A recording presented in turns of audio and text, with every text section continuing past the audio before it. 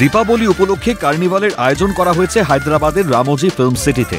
আর এই কার্নিভালের বিশেষ আকর্ষণ ভারতের শিল্প সংস্কৃতি।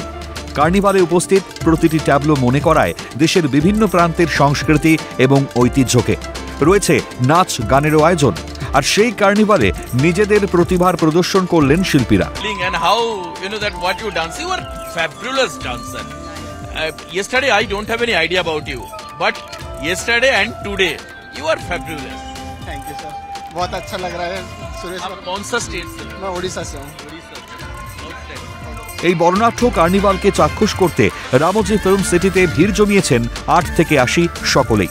আর এই বর্ণাঢ্য কার্নিভালের সাক্ষী থাকলো সিএন। আমার পিছনে প্রচুর মানুষ এখানে দাঁড়িয়ে রয়েছে, প্রচুর মানুষ, প্রচুর, মানে আজকে স্যাটারডে এবং সেই অনুযায়ী আজকে প্রায় 5000 মানুষের ভিড় হয়েছে। কিসের জন্য? যে কার্নিভাল এখন চলছে, দীপাবলি কার্নিভাল, সেই কার্নিভালকে দেখবার জন্য। আমি বলবো আর কিছুক্ষণ ওয়েট করবার জন্য, কারণ আরেকটি ট্যাবলো আসছে। আমরা দেখতে পাচ্ছি সেই একটা ট্যাবলো যাচ্ছে, আমাদের ক্যামেরাম্যান দেখাচ্ছে, আরেকটা ট্যাবলো হচ্ছে আসছে বাস থেকে।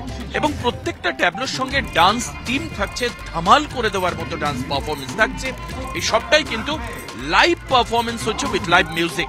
রামোজি ফিল্ম সিটিতে ঘুরতে আসা মানুষদের জন্য নভেম্বরের 2 তারিখ পর্যন্ত থাকবে এই কার্নিভাল। যারা ভিজিটার এসেছেন তাদের সারা দিনের ক্লান্তির ওষুধ।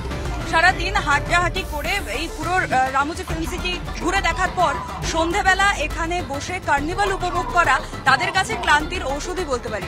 আর একটা ট্যাবলো আসছে, তার সাথে যে নাচ এবং গান বা নাটকের কথা দেবাশিস একটু আগে বলছিল সেটা আমরা দেখতেও পাচ্ছি।